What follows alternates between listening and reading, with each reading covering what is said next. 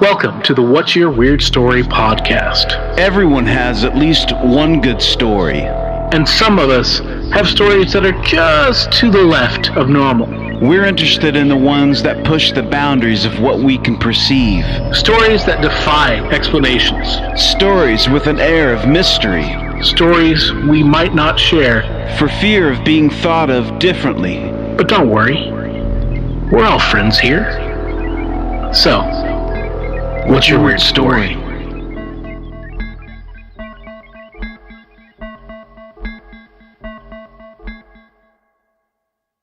Hello, Weirdsville. Hey, everybody. Thank you for tuning in. It is the What's Your Weird Story podcast.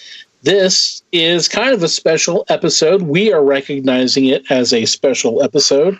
Before I get too much into that, shall I introduce myself? Yes, I think I shall.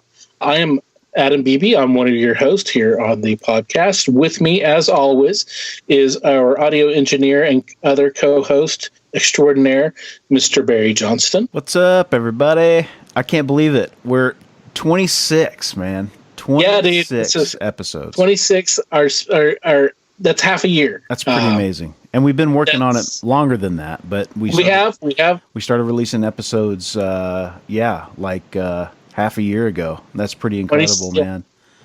We are 26 episodes plus of the bonus one. Yeah. Which now, going back and looking at it, is so funny, but almost embarrassing. But well, we didn't know where to start. We didn't know kind of what we were doing in the beginning, and we got a little bit better at that. And kind of that's the idea behind this, is we wanted to offer something out of the norm for people, and keep it fun.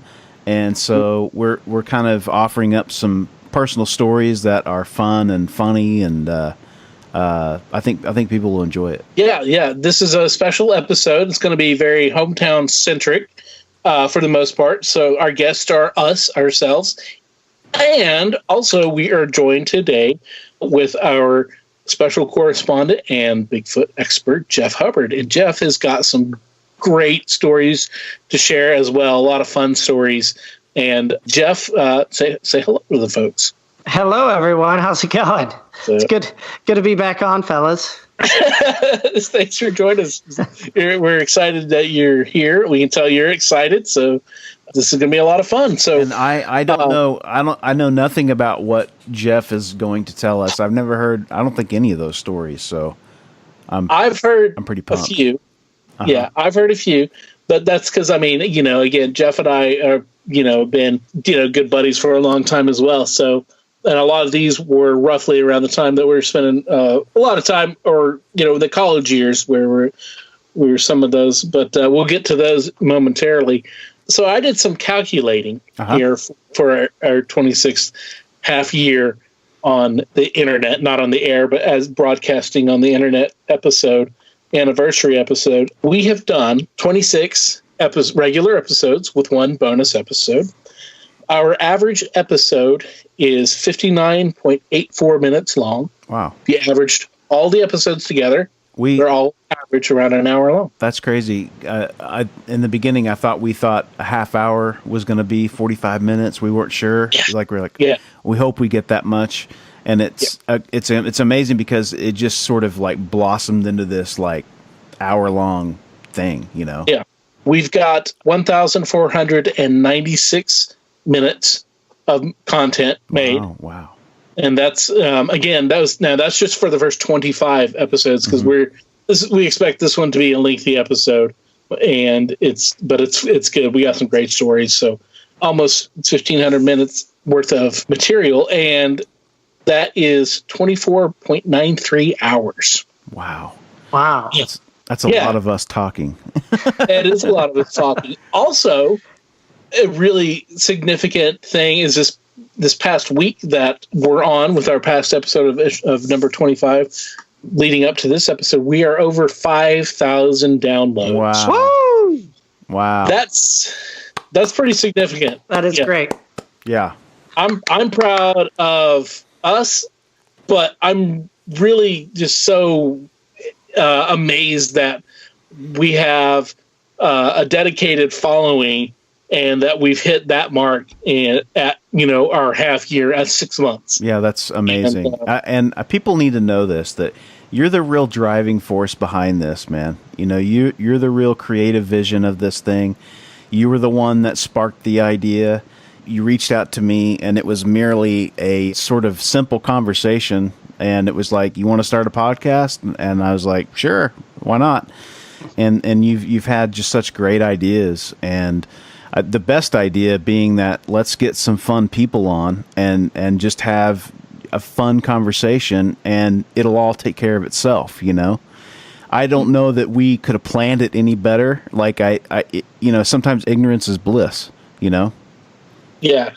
I think we've been very fortunate. Thank you for your kind words, by the way. And as I say very often, is we only sound good because you make us sound good with your technical knowledge. Thank you. We've been very fortunate to have great guests, great friends come on, and amazing stories, dude. Amazing stories.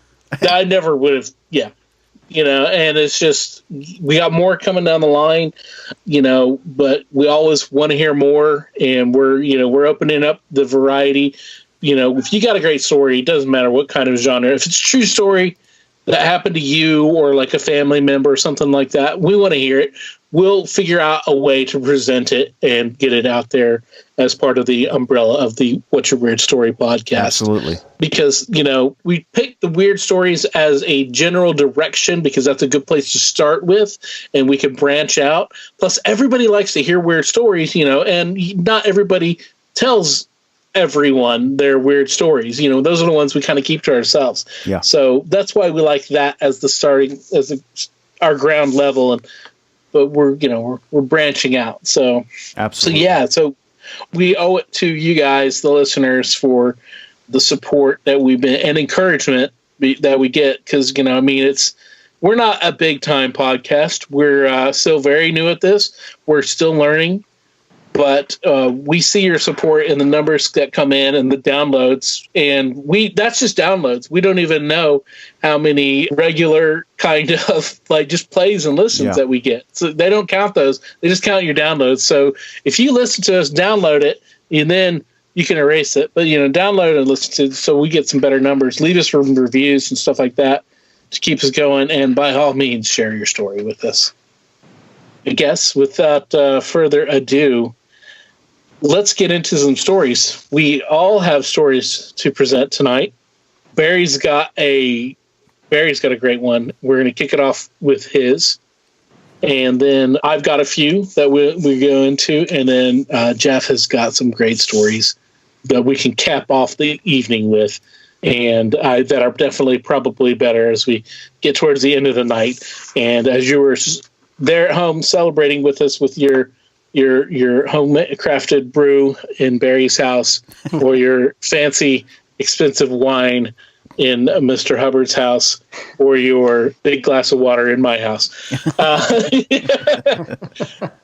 As we wind down, because it's a great episode, and and I'm biased because it's a lot of fun, and these are two of my best friends in the world, and we're sharing stories and having a good time. So let's get to those stories. Barry, what's your weird story? Okay, so this is a story that I've wanted to tell for quite a while, but the last time I tried to tell this story, I was a little too intoxicated, I think. So, so it didn't quite work. So we're going to try to come at it from a sober angle. And this is a true story, guys, and I think you remember some of it. But it's a story that I've told my entire adult life to people, and the way it plays is kind of like a Tarantino movie in my mind, because there's so many pieces to this thing, and there's sort of flashbacks, and you're sort of piecing it together as it goes. But I'll just kind of start from my point of view. And this all happened when we were seniors in high school. All three of us are the same age. So this would have been 1993-ish. And this was a Saturday night, I believe. And I had just taken my girlfriend out to dinner, and we had left I'm going to say it was probably around 7 o'clock at night. And we lived out in the country. And when I say out in the country, I mean we lived 3 miles outside of town. So there was a little neighborhood where we lived of about, I'm going to say, 12 to 15 houses that were out there at that time. And so we, back then we would just sort of leave our doors open. It wasn't a big deal. Yeah. Like we wouldn't lock anything, we leave it. Everything was unlocked all the time. Now, you said you went out to dinner. Did you go to, did you go to the burger shop or El Charro or Pizza Hut? Yeah, it was, I'm going to say it was probably El Charro. Okay. Cause it was, upscale cuisine, If you are if you live in, you already know this, or you're passing through Kingfisher, Oklahoma, do yourself a favor and eat at El Charro, because it is simply the best thing in the universe. So good. Yeah. So it's so good. You won't be sorry. You'll definitely, if you can, eat with one of us. Take us there. We'll show you how to properly mix. You got to properly mix the salsa. You got to properly mix the salsa with the queso, because they actually give you both salsa and queso right there when you sit down with your chips. You don't have to order it extra. It's just bam, it's right there. It's a beautiful world.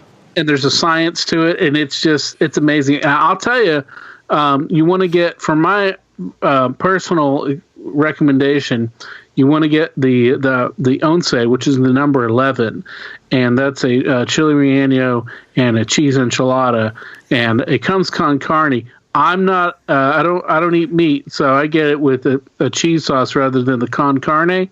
And you also want to get, instead of the rice and beans, you would say, I don't want that. I want double macaroni. Because they've got this tomato-based macaroni that nowhere else in the universe has. I've never heard of that until you guys started talking about it. I mean, this is a man that knows his El Charro, right? Yeah, I like it. And that's an understatement. That's true. And that macaroni's kind of an off-menu order, too. Okay. I mean, it comes, but I don't think that anywhere on the menu is the bowl of macaroni, and Adam Beebe will make the request, and that will come out. Which it also does require some mixing. I've seen him do it. He takes the relish, and he also takes the salsa and mixes it in with the macaroni, and it's delicious. So the macaroni's a deep cut. You gotta, yeah. Okay. The bowl, you can get a side, but if you want the bowl, because the side don't cut it, you want a bowl of the macaroni, and go ahead and get and disregard. Now the beans and rice are good, but you want to disregard those in favor of the macaroni. Sure. So anyway, sorry to interrupt your story there, but that is a vital thing that all of our listeners need to know in life. I truly believe that. So. Yeah, and if El Charro wants to kick us a little something for the promotion, hey, that'd be great. I don't even have to do that. Just me having the privilege of being able to go in there and just enjoy life because El Charro exists. That's enough for me. So. Okay, so back to 1993. So I want to say this is probably fall, winter-ish time, and I take my girlfriend out to dinner. My sister at the time, she's in college, but she's home. She's home for the weekend. My parents are out of town. They're actually in Las Vegas.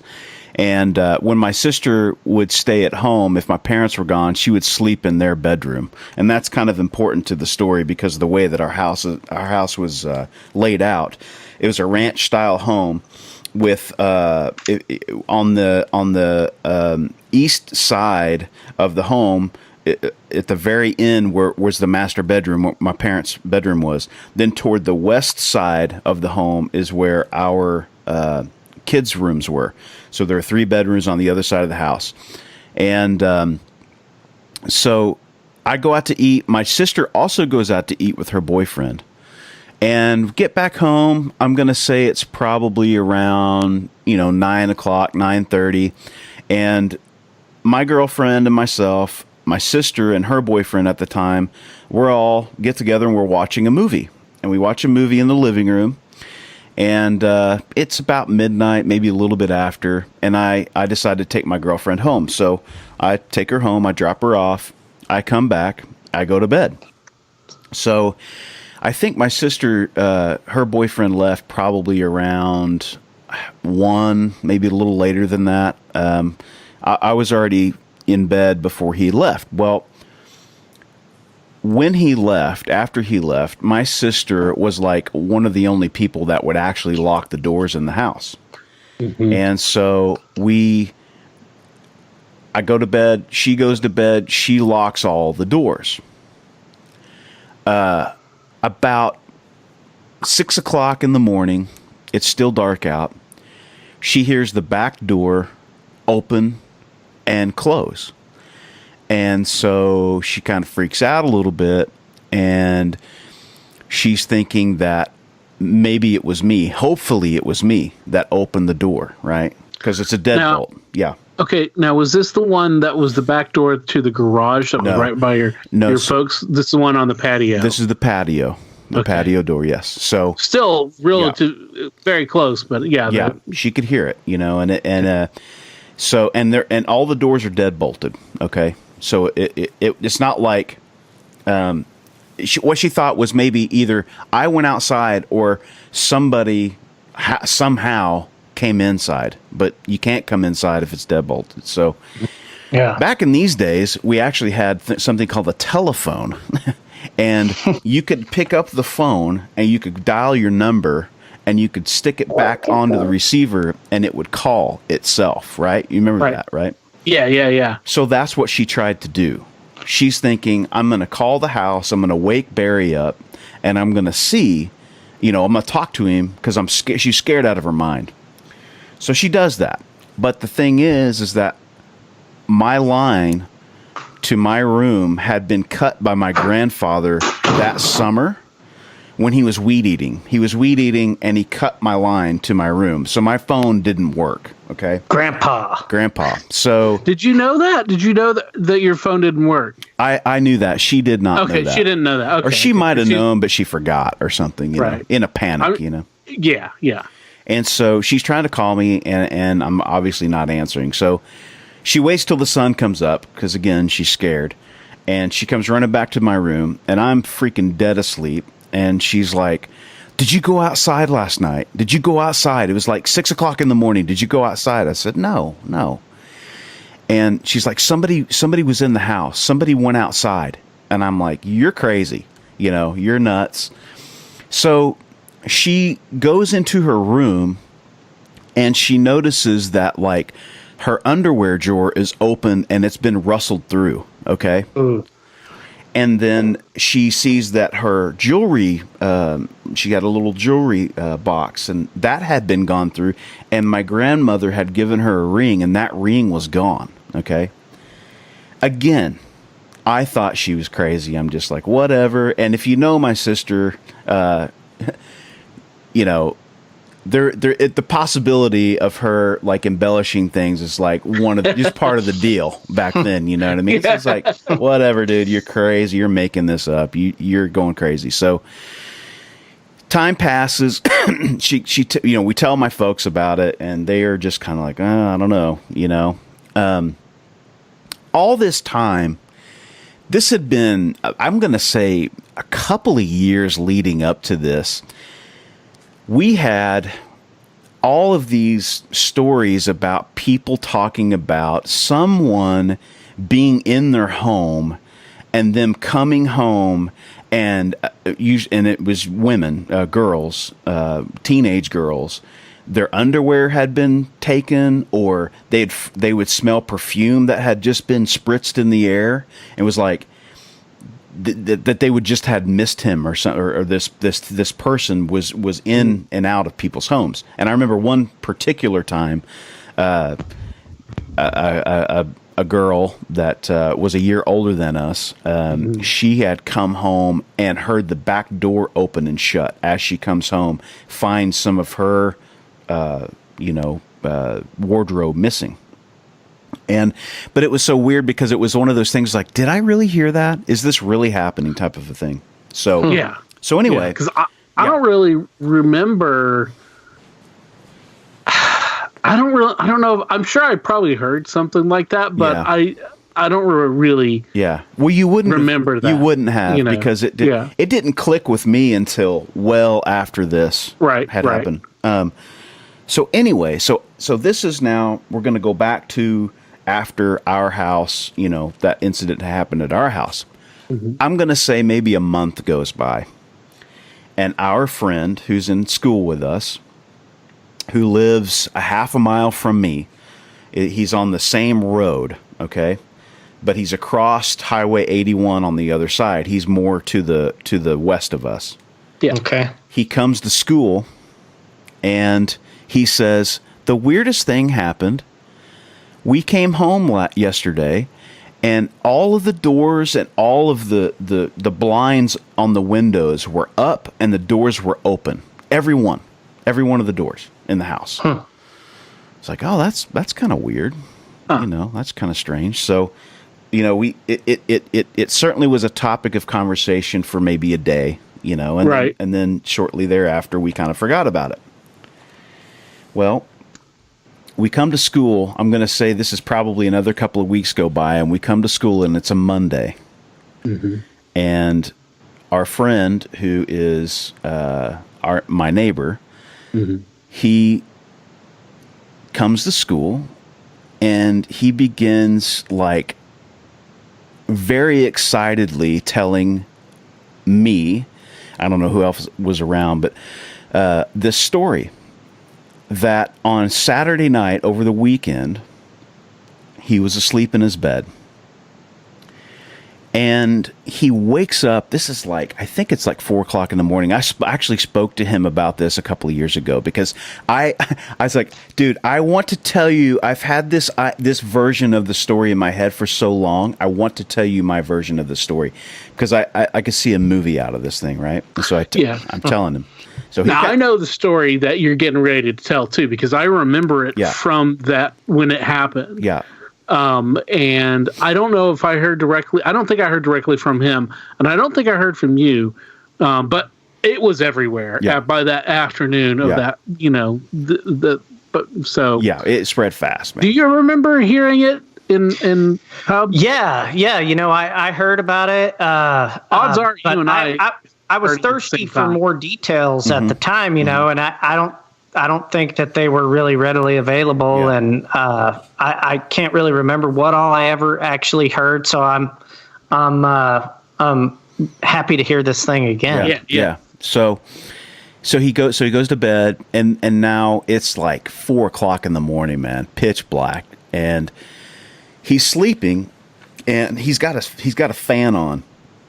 Right, and the fan's blowing, so it's making some noise. He's laying on his back, and he wakes up to someone caressing his hand. Okay, so the person has his hand sitting on his palm, and with his other hand, he's stroking his hand. Okay, well, our friend has 4 brothers. Okay, he's thinking that it's his oldest brother playing a joke on him, right? Mm-hmm. But he's also scared. He's scared shitless, man, because he's you just wake up out of a stupor and somebody's freaking stroking your hand. You don't know whether you're awake, you're asleep, this is a dream. So what he did was he acts like he's going to roll over. And when he rolls over, he takes his hand and he stretches it out. And he swipes through the air to see if he can feel someone, right? See if he can feel the person. So he does that, and he feels the person, right? At that time, he freaks out, and he starts yelling and screaming. And he sees the figure take off out of his room. And this house that they lived in, you would have to know where you're going in order not to hit furniture, hit a wall. Yeah. I mean, it was kind of a little bit. It was a uniquely laid out house. Yeah. Yeah. And it was difficult to navigate because I know you, Hubbard, I know you were there at least once. When I was out there a couple times. Yeah. Right. And it's definitely a unique setup for, because it's not really a ranch house. It's 2-story. It was a 2-story house. And it was a long driveway. It was like, I'm going to say that it wasn't like, it was maybe at least 70 yards, maybe, 50 to 70, something like that. That's what I was thinking. You know what I mean? So anyway, the figure goes running. He gets up. He starts running after it. Person runs into the kitchen, and he flips the light on. And when he flips the light on, there's this guy, and we're gonna call him Scott. Okay.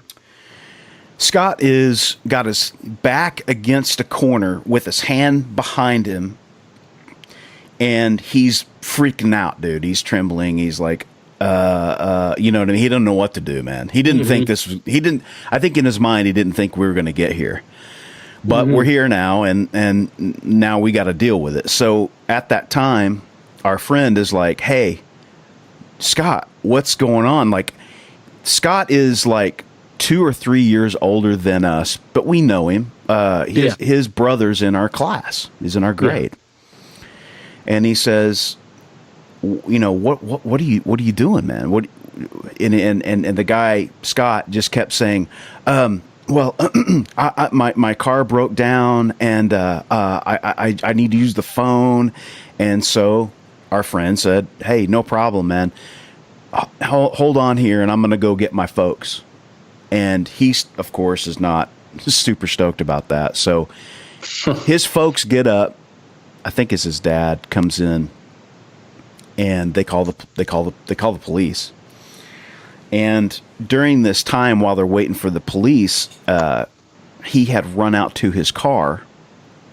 Again, they think he's broken down, and so he goes out to his car, and then the police get there. Now, by the way, I got to say this. This is kind of an important detail.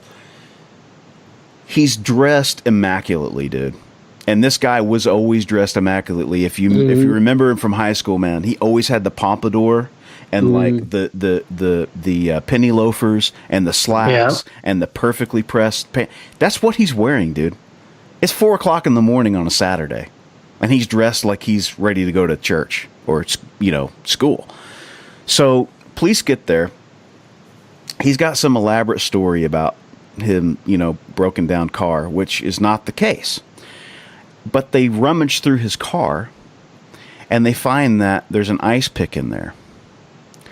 He had the ice pick with him while he was in Dusty. I should probably take that out. We'll do that. While he was in our friend's room, okay? Damn, dude. He was hiding it behind his back while he was cornered in the kitchen. Oh, my God. So what happened was... Of course, they cuff him and they take him away. Well, what happened was a couple of years earlier, they had gone on a church trip to California. Okay. And Scott had fallen in love with our friend, and he, of course, where we grew up, I think, played a role in this because he didn't obviously feel comfortable about coming out with those feelings. And so I guess his idea was that if he couldn't have him, he was going to take him. And so that's highly likely, but that's still speculation there. Speculation. We should say. That's speculation on my part. Yes, I should say that. This is me sort of just putting together these pieces. Right. Okay. Right. Something interesting. A couple of things that are interesting. A few months backwards, if we go backwards in time before our house was broken into, this person was stopped on Schaffenburg Road. I don't know if you guys remember where that was, but where my house was, if you go down to the next mile section to the east, there's a dirt road there. Okay. It's like there's one home on that entire mile section there. Mm-hmm. The police found him out there, dressed to the nines, at like 3 o'clock in the morning, and he told them that he was out there jogging. Okay, so what he was doing is he was casing homes. Okay, when our friend came to school and said that all of his doors and windows were open, he had been casing their home. Okay, that again is speculation, but I feel like that is true to form. Yeah. Okay. Right. Now, my other sister, my oldest sister, had seen Scott. She worked at Dillard's at the time, and she had seen Scott purchasing women's clothing, okay, and shoes and things. When they go to arrest him, in his closet, they find a huge duffel bag full of women's undergarments that belong to my sister, other people that we know. He had been breaking into people's homes, collecting these things, and like had a whole other life going on here. And so I mean, it's like Dude. You know, Yeah. it's just so strange. And what had happened is that night that I came home, I took my girlfriend out to dinner. My sister took her boyfriend out to dinner. He was in our home at least from the time I left, which was 7 o'clock, until 6 o'clock in the morning, dude. He's hiding in my sister's closet. Oh my God. So that freaks me out, man. I'm just like, dude, if she would have slept in her room, thank God she slept in my mom and dad's room. For real, man. Yeah. Because That is so spooky. yeah. So how did he know that your sister was going to be back that weekend? I don't think he did. I don't think that played into the equation. I think that he was going to get in there. And that's what the weird thing is. It's like, why were some people marks? Like, was it something about, I don't know, man. I don't know. But it was like, it was, particularly younger girls that he was taking this stuff from. So there was something about them that he felt like he wanted a piece of in some way. I don't know. Speculation. Right. No. Yeah. We've covered the speculation ground. We got ourselves okay with that. But like, it seems that those are like, it seems like he's escalating.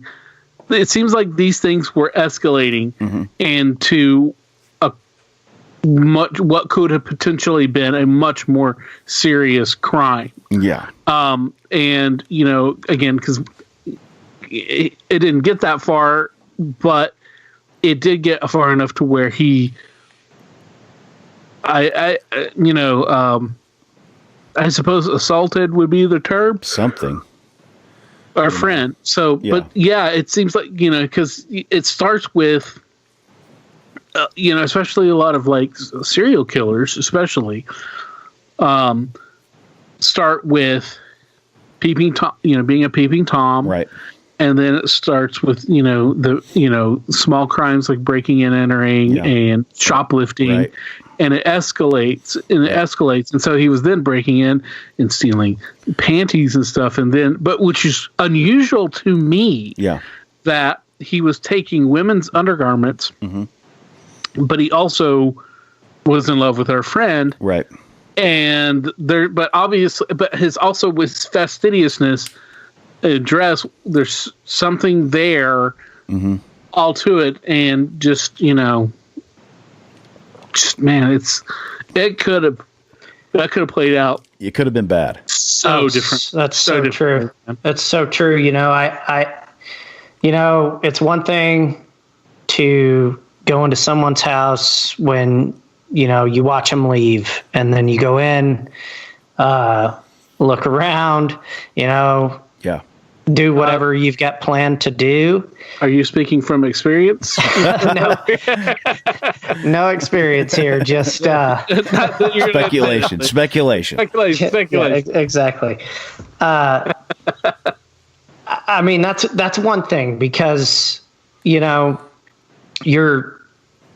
really worried about being caught, and you don't think you're going to have to deal with the consequence of being caught. But it's a completely different thing to go into a house where he probably knew 100%. Well, he knew people were in our friend's house that night, and probably that everyone was there, and he went in and he had armed himself. Yeah. And, with the thought that he could get caught, and, who knows what he could have done if our friend wouldn't have reacted the way he reacted, if he would have reacted by maybe tackling him or something. Yeah. He could have rolled over on him and stabbed him with that. Yeah, for sure, man. Yeah. And also, I mean, like, if he was there definitively in your house, he was right across the hallway from your room. Yeah. Well, he was. This was the other corner, room. But I mean, that was the other room. It was actually, he was right next to me. It was that's right. Well, still, so he was no more than maybe 12 feet away from me. Which just creeps me out, man. Because dude, if she would have slept in her bed, and she'd have got up in the morning, because there was no way he was going to get out if she was in her bedroom. Mm-hmm. And she opened that freaking closet door. There's no telling what could have, you know what I mean? I mean, it would have been, or no that's telling. So true. That is so true. And it's just the last thing you're thinking about, where we lived. It just, you didn't really hear any stories of, I mean, you heard the occasional, robbery or something, but it was just not really that big of a thing to worry about, that you actually had to, worry about protecting your home or whatever. But it was just weird, dude. So yeah, I want to tell you guys that story and do it justice. I wanted to do the story justice, because it's just one of those things that's like, it's just it's kind of a weird thing, man. And it was just it's layered, and it's just crazy. And over the past 20 years, I've sort of just pieced it together, like, oh my gosh, that was led to that. So I just want to get it out there, Yeah, that's a totally weird story. Definitely fits right in here. Yeah. And again, that's, to your point that, I mean, it's another example of weird that is not a ghost or a UFO or a Bigfoot. It's just weird behavior. That's a weird thing that happened, and that could have been a lot worse. Yeah. And so, so Weirdsville has, it's got a lot of different, subdivisions.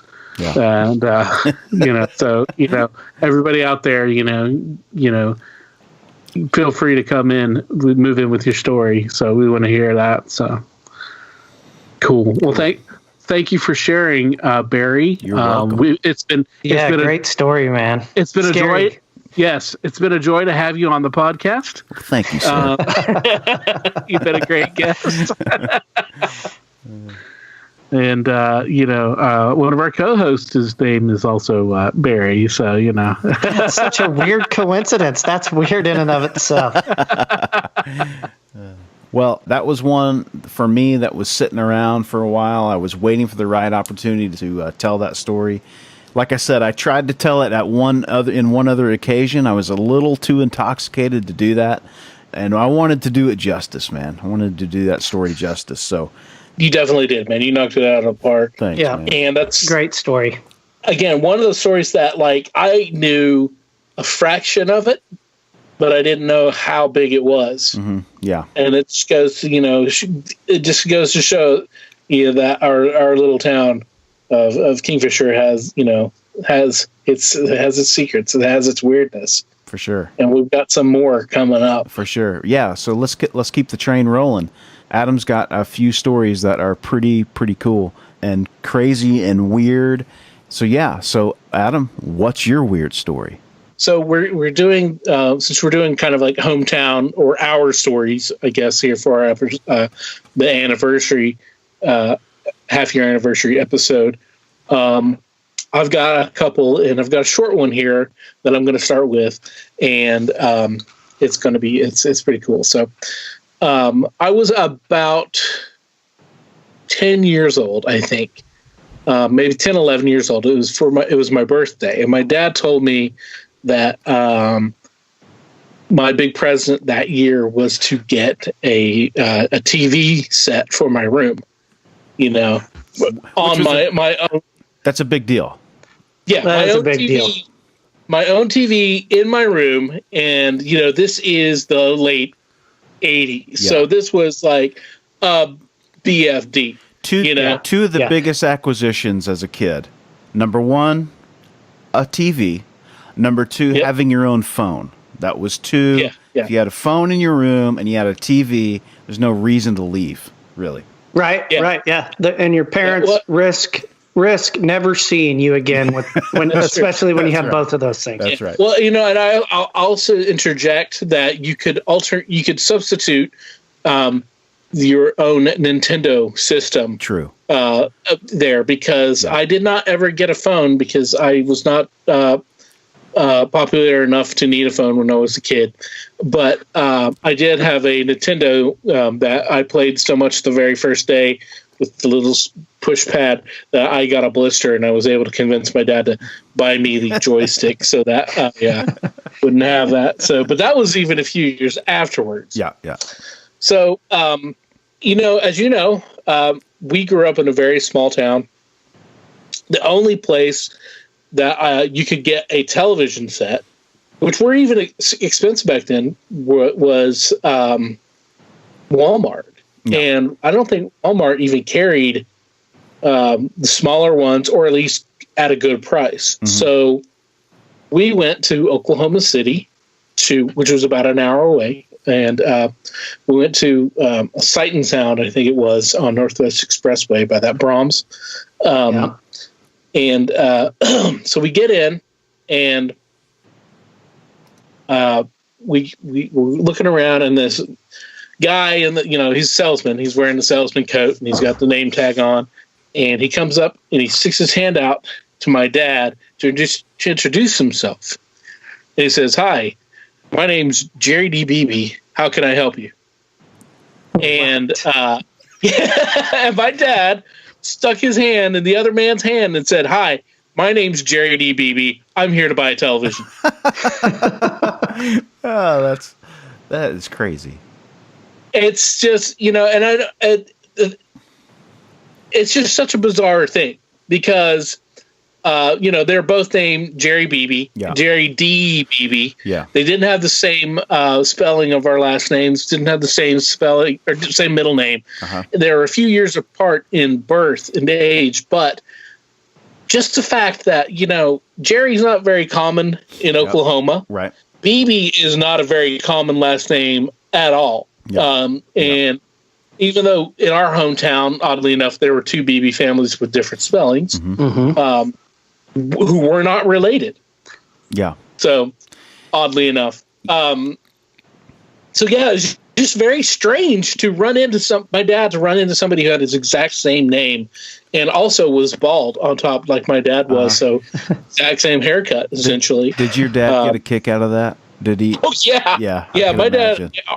a hearty belly laugh. I could bet. Whenever he told the guy that his name was also Jerry Beebe. That's hilarious. I've never met anybody with my name. I mean, I know they exist because I looked them up online. Yeah. See who other Barry Johnstons are out there in the world. Same thing. I've never met another Adam Beebe, but yet there are a few out there. Plans are in the works for me to meet the other Jeff Hubbard of Oklahoma City. Really? Oh, really? Yeah. I keep having weird run-ins. I don't know. I think it started. I was playing at a golf tournament at Quail Creek, and gave him my clubs when I got there, and then went and checked in, and then I went out to my cart, and there were some clubs on the cart. They weren't my clubs, but it said Jeff Hubbard. And I was like, what's the deal here? And so I call a guy over. I'm like, where are my clubs? He's like, those are your clubs. I'm like, yeah, I'm Jeff Hubbard, but these aren't my clubs. And he's like, oh, well, there's a Jeff Hubbard that's a member here. Wow. And he said, we assumed that you were the Jeff Hubbard playing, that he was the Jeff Hubbard playing with this cart, so we just went ahead and put his clubs on there. Wow, man. And so that's happened 2 times at the country club, 2 tournaments I've played there. Wow. Does he have superior quality clubs, or do you? They look like nice clubs. He's a member of a country club. All I'm saying is that, maybe there's some confusion and you ended up taking his home. I don't know. So I would say, well, yes, I am that Jeff Hubbard. Yes, those are my clubs. My name, in the court of law, that's going to stand up. Your name is on that bag. Yeah, I should have taken him for a spin. That's fine. And so we've got some mutual friends, and we also use the same tailor. Really? Oh, wow. Yeah. And so every time I go to the tailor, we talk about Jeff Hubbard. And so that is hilarious. Yeah.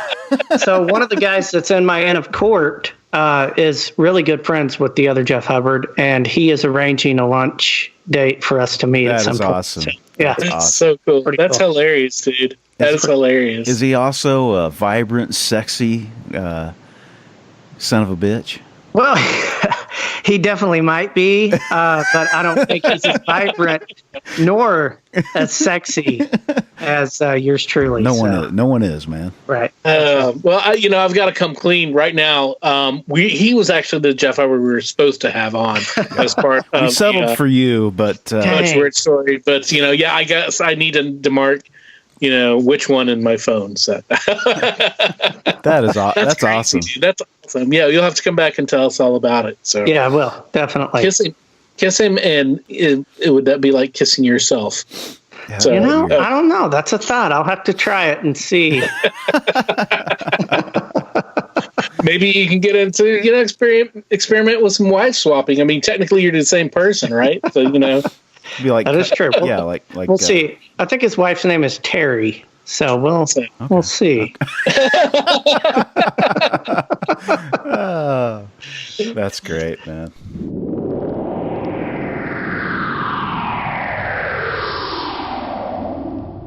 So I got another short, really short one here. It happened when I was also in high school this time, probably. I want to say my junior year. 1992, 93, 92, 93 era, something like that. I like to keep it a mystery. Okay. Somewhere around there. I can't remember which one, but it's somewhere in the early 90s, mid 90s, late 2000s. I'm eternally young. I'm 28 still. So, no, but I'm not a millennial. No, it was probably I really don't know. It was 92, 93, somewhere, junior year in high school. All right. And I had gone to with some kind of church youth event or concert. I mean, I think it was a religious concert in Tulsa with the youth director there at our Methodist church and a kid named Travis Snow. And so it was a late event in Tulsa, and Tulsa was like 3 hours, I think, from our hometown, right? So, but we went by way of Oklahoma City, so it was an even longer trek. Mm-hmm. So we were coming back from Tulsa, and we came back, and I was telling one of my famous jokes, the green ping pong ball joke, which is this story of a kid who every birthday, every special event, everything, he asks his father for a green ping pong ball, and his dad can never find it, and it makes his dad have this ambition to, do all these things. He becomes a rich man and he's on this quest to find this green ping pong ball for his son. And so it becomes this long, drawn out story Yeah. that can take as long as you are creative to make it bring and go. So I have been telling this joke for about 2.5 hours. And the punchline is where the kid gets his dad finally gets the green ping pong ball and he gives it to his son, who his son is on his deathbed. And he says, he's like, son, tell me, why do you want this green ping pong ball? And his son says, well, Dad, the reason is, and he died. And so there's really no punchline. It's just this whole drawing out forever and ever and ever, just irritating people who have wasted their time paying so much attention, wanting to hear what this is all about. No payoff. And then no payoff. And that's the whole thing of it. And so I told this story, and this lasted most of the journey back from Tulsa to Oklahoma City back to Kingfisher. And somehow after that conversation, we got into where we were talking about like car wrecks and people, being in a car wreck. And our youth director said something about how there was this guy who was following too close behind a truck that had a canoe in the back, and the canoe wasn't lashed down, and the canoe stopped suddenly, or maybe it was a kayak, but he stopped suddenly, and then the guy stopped behind him, and he hit the truck in the bed, and the kayak flew out and impaled the guy, and it killed him. Typical urban legend kind of thing. Mm-hmm. Probably happened, maybe, who knows, but something like that. But anyway, he's telling this story, and right as he gets to the punchline, and it killed him, and it stuck it through him, out of nowhere, a dog appears in the middle of the road. Now, that's not unusual, really, for Oklahoma in the middle of the night, but there wasn't a house really close to us or anything like that. And just out of nowhere, afterward, he's setting up this whole eerie, scary story about a car wreck happened, and boom, we're in a car wreck. We tried to swerve and hit this dog, but he hit it and man, flipped it. But still, wasn't like total roadkill. He just kind of clipped it because it was enough to get around it some. But it was just so strange and so bizarre. And so we looked around and we couldn't see any kind of place where this dog had come out, because he didn't walk out to the road. He just appeared in the middle of the road. Yeah. And so we got the dog. We kind of we looked at the dog, and the dog wasn't dead, but it wasn't moving. Or we couldn't tell if it was dead or moving, or just wasn't moving. And we looked around. We couldn't see anything. And then we saw about 20 yards down the road, there was a farmhouse, but the lights were all off. So we got in the car. We rolled up there. We tapped on the door. And you don't do that in the middle of the night in the country in Oklahoma. That's you true. Just go tap it on people's doors. Yeah. Even back then. Yeah. Because that's just, one, it's rude, but two, you could be asking to be answered with a shotgun. So, yeah. But fortunately, we didn't have a rude response, but we did have a guy, and we come out and we said, hey, we may have hit your dog. And so, yeah, turns out, it was his dog, and it was just strange, but it was just, again, it was just weird because the dog just appeared. He didn't walk the road. He just appeared, and he appeared at like a serendipitous time, because he just described how this accident had just happened, and then bam, we're in an accident. Oh man, that is weird. Weird series of it. So.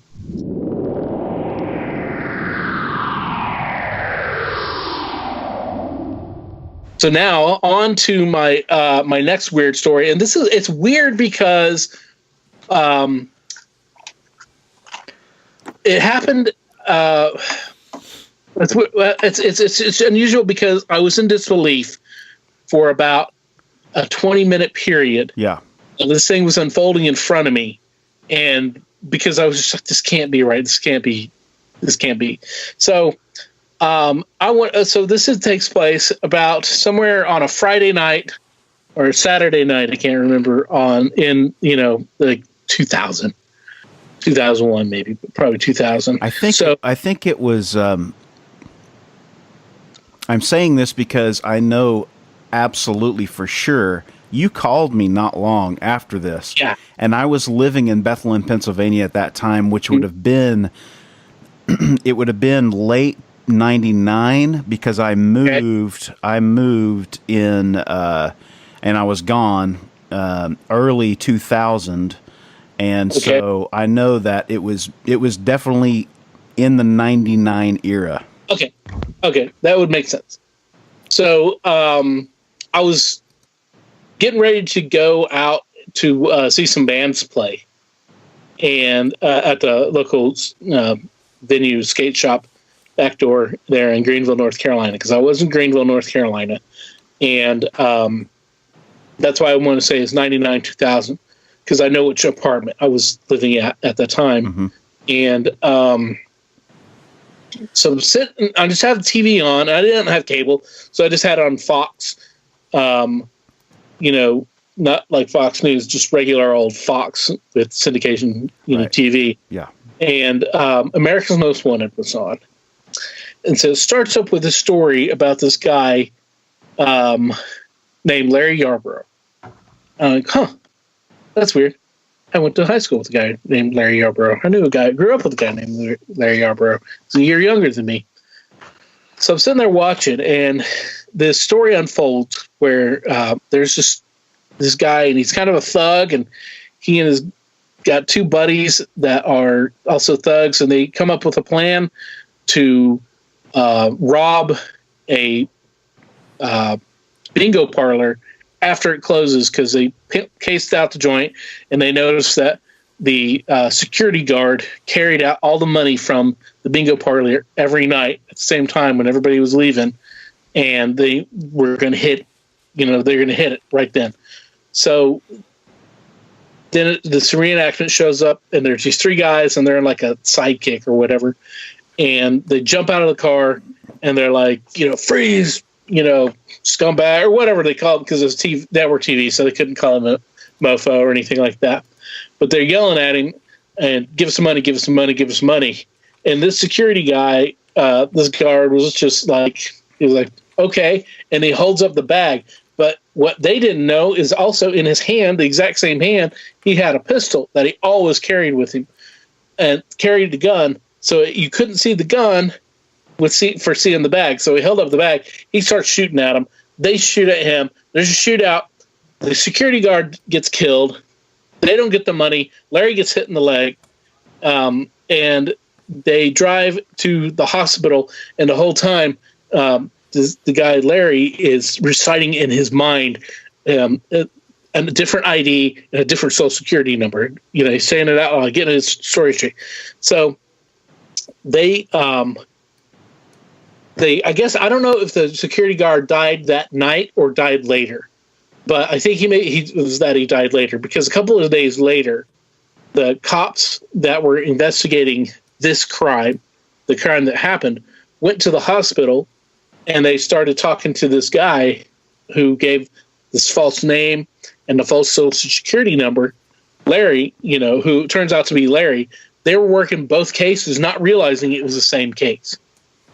Wow. And so, wow, okay, yeah. And so I'm still like, this is crazy, but this cannot be this is just so bizarre, And so, because everybody's just like TV drama tough, So Larry gets out of the hospital, and they don't realize until after, just after he leaves, that he was, not who he claimed to be. Mm.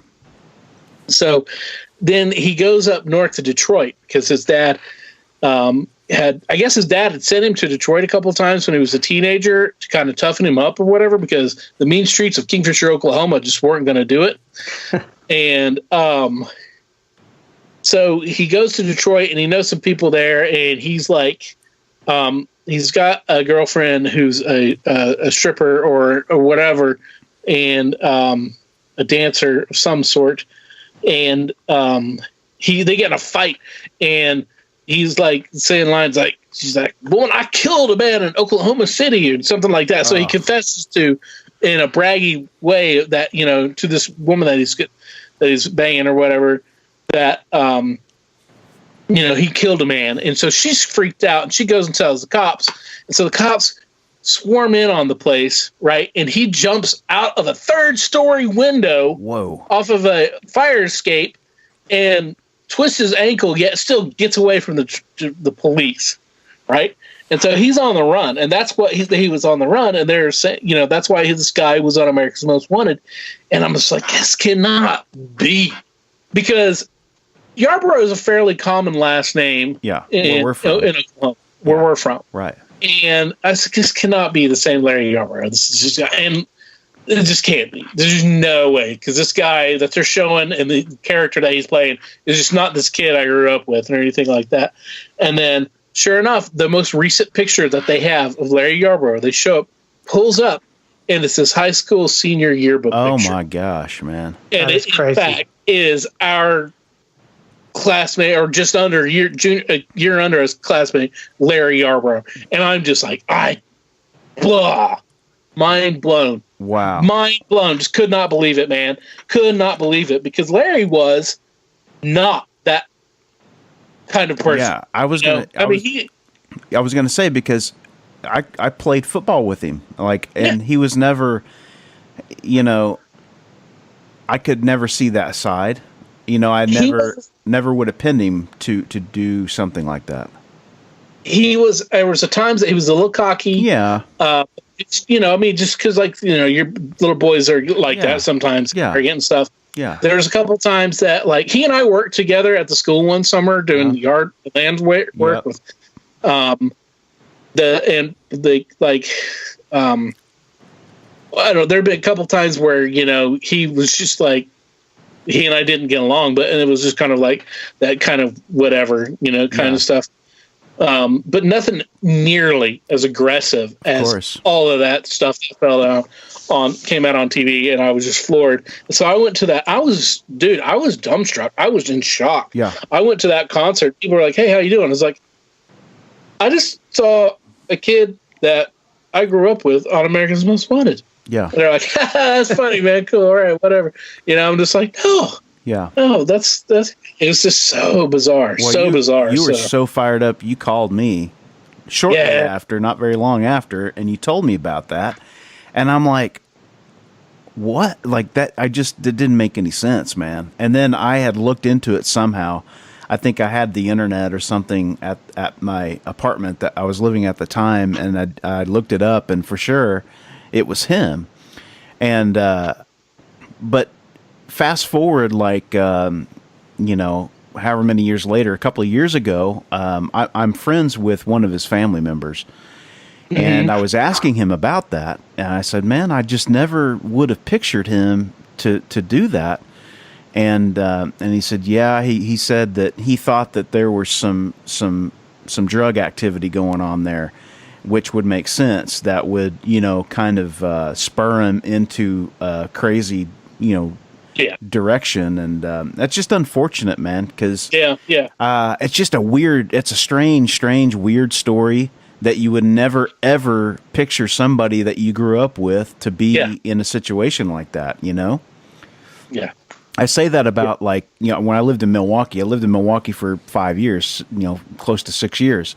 And of course, that's big. That's Jeffrey Dahmer country. Dahmer country. And I would get people that I would meet and hang out with that told me that they would see him from time to time. One guy in particular that was a customer of mine at a bar that I bartended at told me that he had hit on him, and that just is just weird. It's like, you're living and you're talking to people in a time and a space that have actual interaction with people that have done crazy shit, and it's real, and it's it's unfortunate. And I pulled up here, I'm looking at this thing right now, and it looks like he was convicted in 97. But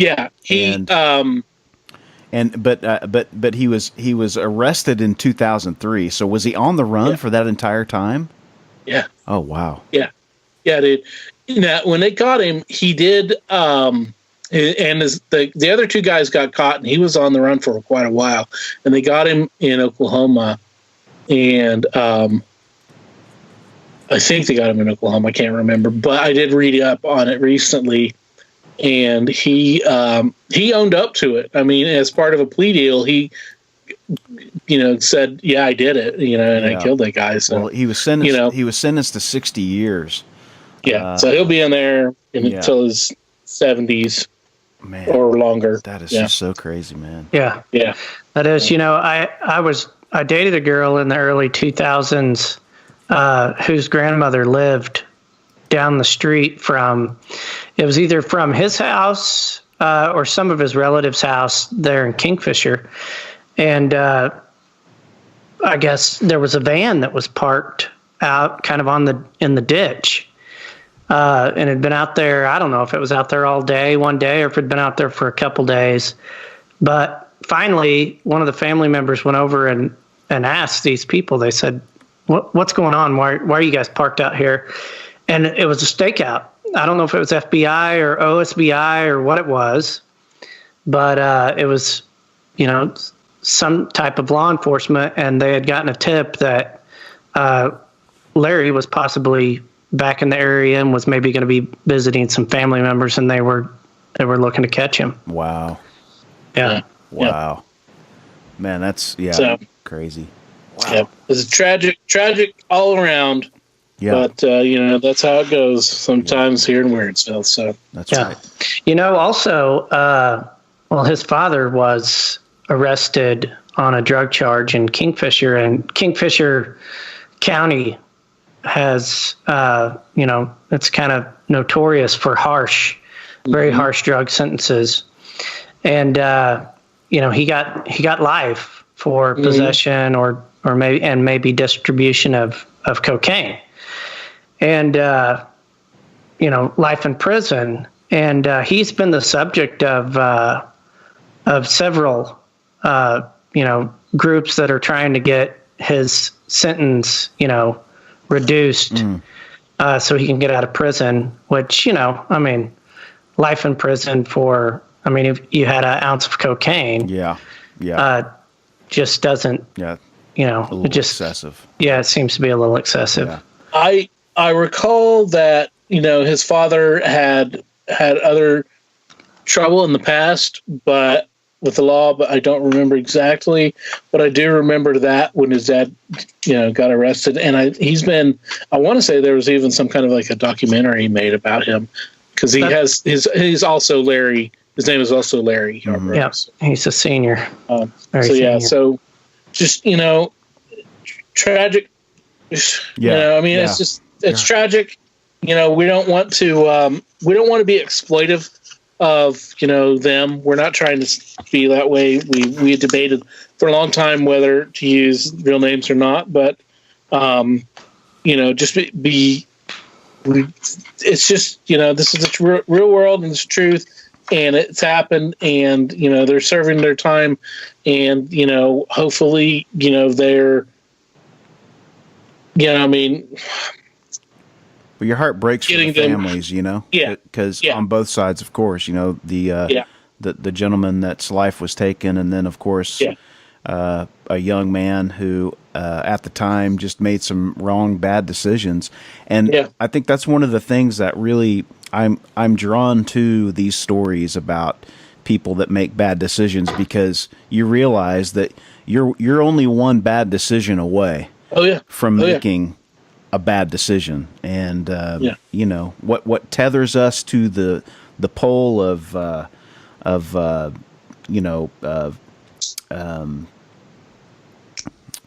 I guess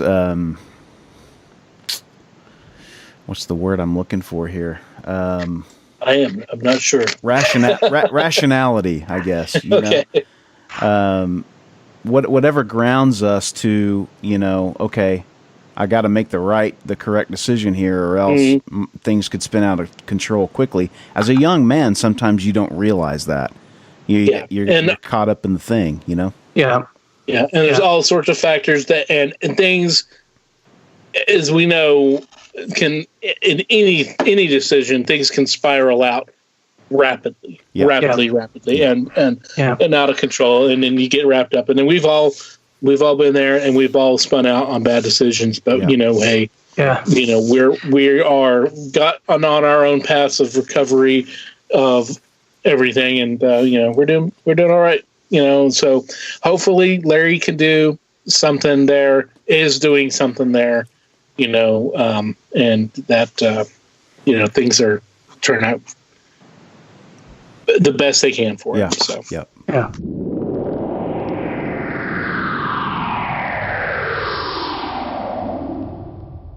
Along those same lines, there's another story of murder out of Kingfisher that involves one of our old classmates. Yeah. And you can tell that if you want. We should probably use an altered name on this one. Well, actually, I think, we can do that. There was, a younger kid. He was 14 years old. That hung out with one of our classmates, and I'm sure that they were up to some nefarious activities. I would imagine there probably some marijuana was involved in this story or something. There's probably more, man. There's probably more. Let's be honest. They were probably partying. They were probably on harder things than just smoking some that weed. Is true. Probably drinking some, and who knows what else. So yeah. Well, there was an argument. I don't know who all was at the house. I know our classmate, we'll call him Will, was at this, I think it was a trailer house, and with this 14-year-old kid, and there were some other people there, and there was an older guy there. I think he was 35 years old, and it was the older guy's trailer house. Was it his place? Yeah, if I recall correctly, it was his place. May have been his place. His place, yeah. But an argument broke out, and I don't know what it was about, but the 14-year-old went and got a .22 rifle and shot this 35-year-old man in the head. Oh. And I heard a couple of different stories, like, you get shot with the .22 and, in the head, it's probably going to kill you, but I don't think you die right away. Yeah. Because it's not just gonna blow not going to blow a huge hole in your head. Yeah. The bullet could ricochet around inside your skull and just do a lot of damage. And for those of you who are not entirely familiar with the .22 bullet is it's relatively small. It's not like the ones you see in the TV shows on the cops, with their regular size bullet. It's how big would you say it is? And I'm amazed that I actually even know this. But go ahead. A 9mm is a much larger round than a .22. I don't have the specs, but Hub, do you know? Well, a .22 is a .22 caliber cartridge. Then you go up. A 9mm is probably close to like a .38 caliber, and then you've got a 40 caliber, and then you've got your .45, which is I think they make 50 caliber handguns at this point, but a .45 is about the biggest. A .22 you'd shoot a squirrel with or something. Right? Yeah, it's for small game. How about this? It's about the size and the metal part and eraser on a wooden pencil. Yep, and it's even a little smaller around than that. Yeah. It's a little smaller around than that. But that's the whole thing, the case and the bullet. And the bullet would be the size of the eraser, and the case would be the brass and the metal part of that held it to the. So that's about the size, or actually even a little smaller.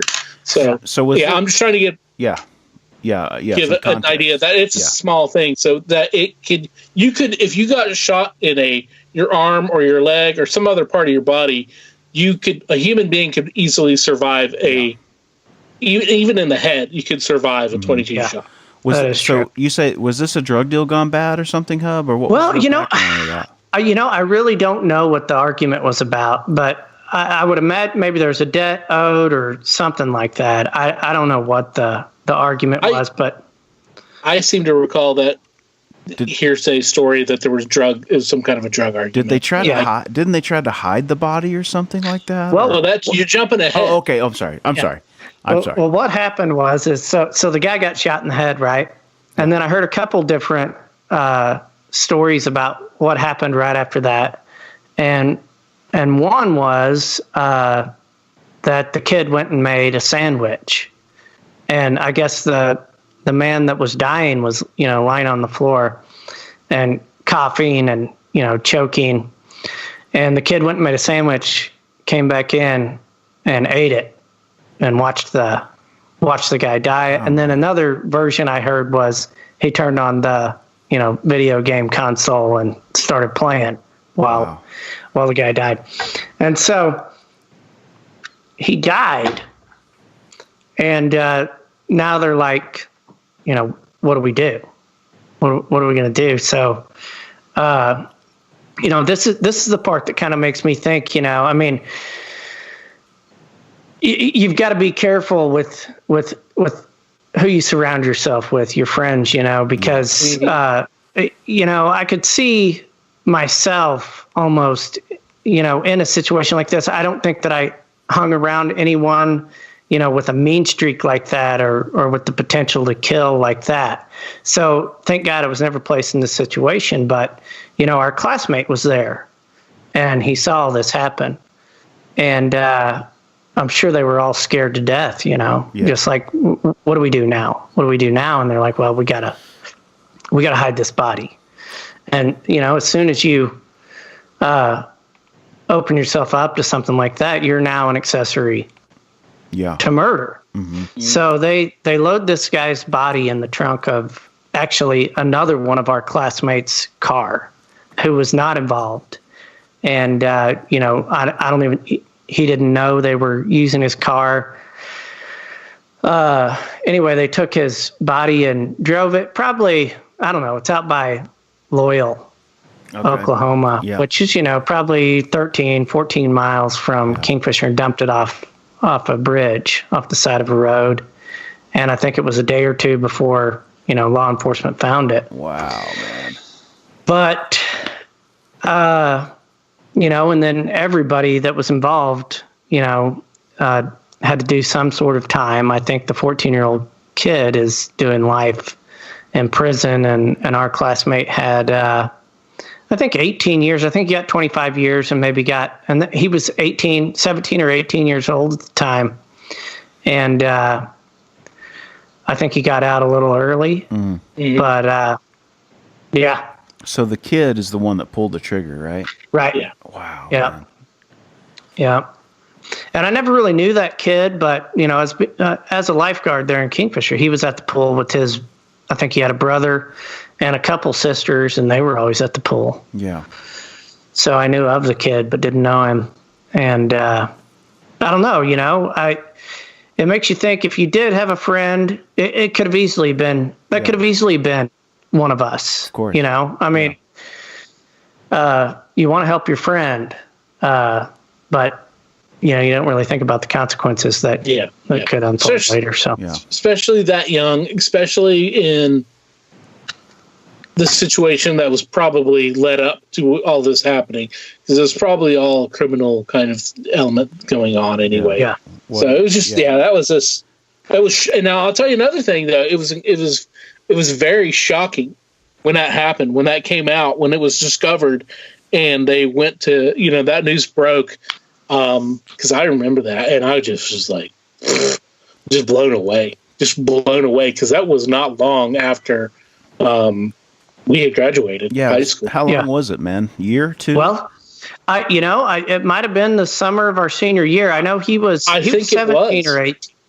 Wow, man. It was, or maybe he was 19. It was a year or two.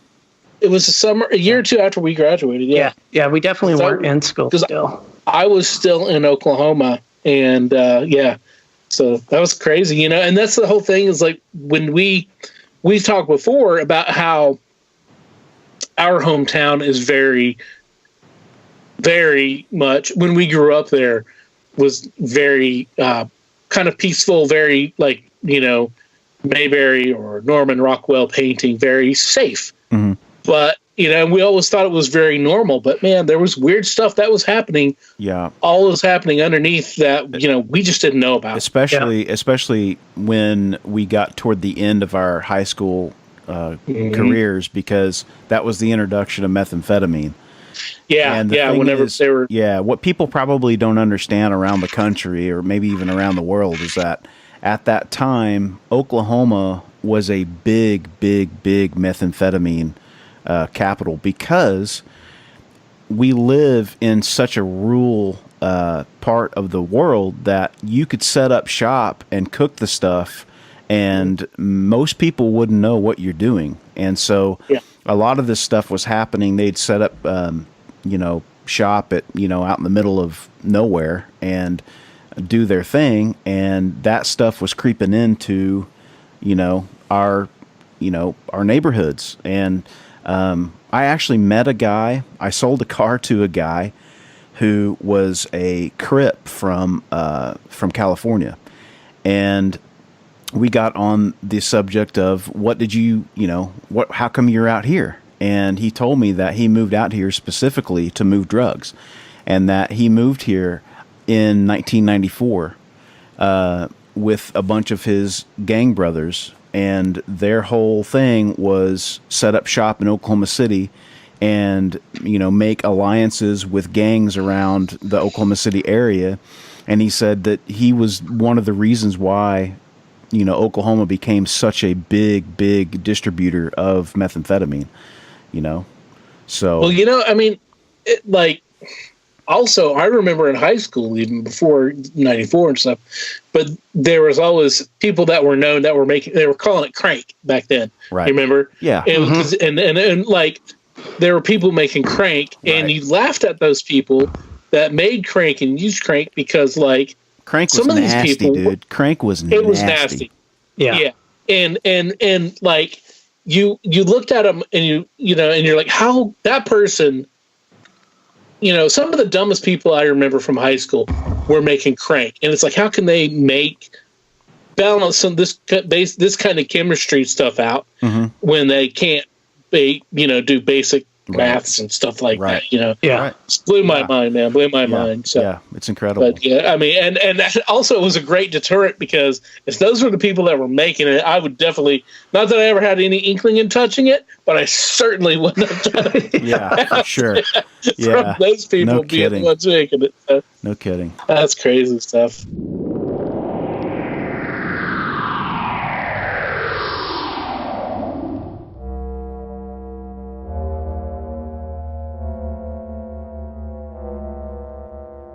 Barry, what do you think that people find the most far-fetched? Ghost stories or aliens as being the more unbelievable? I would say aliens. I would agree with that probably too, because I think with ghosts, there's a part of the belief system that is abound throughout the world, and we want to have some kind of assurance of some form of life after death. Whereas with aliens, it's unknown for sure. It's completely unknown. We have only our imagination. We don't have a lot of universal stories that we agree upon that these things exist, maybe. To believe in aliens is to believe that we are not the sole existence of this world, which goes against a lot of belief systems. It definitely does. But the great thing about what we're doing here is we are open to all your stories about ghosts or aliens or anything in between or anything outside of. We're not here to judge. We're here to just talk and to share. And we don't want you to think you're crazy, because you're not.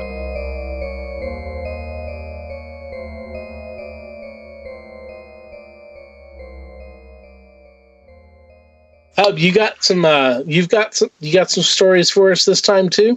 Yeah, I got a couple stories. When we were talking earlier, I don't know why, a lot of my stories,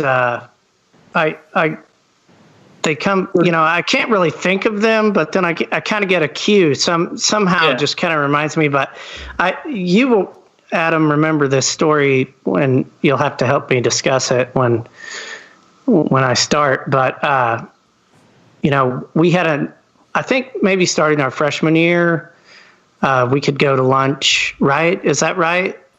In high school, we had an open campus, and I think so. You could go out for lunch.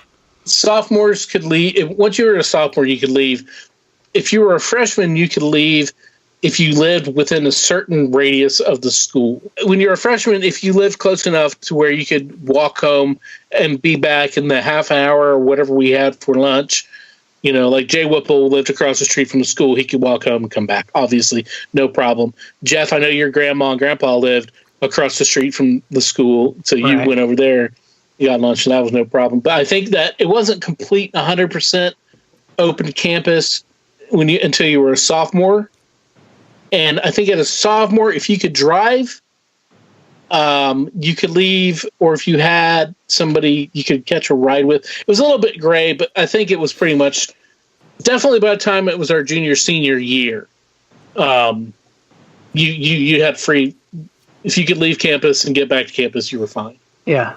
So I don't know. This was probably our sophomore year, I would imagine. And it would have been our junior year.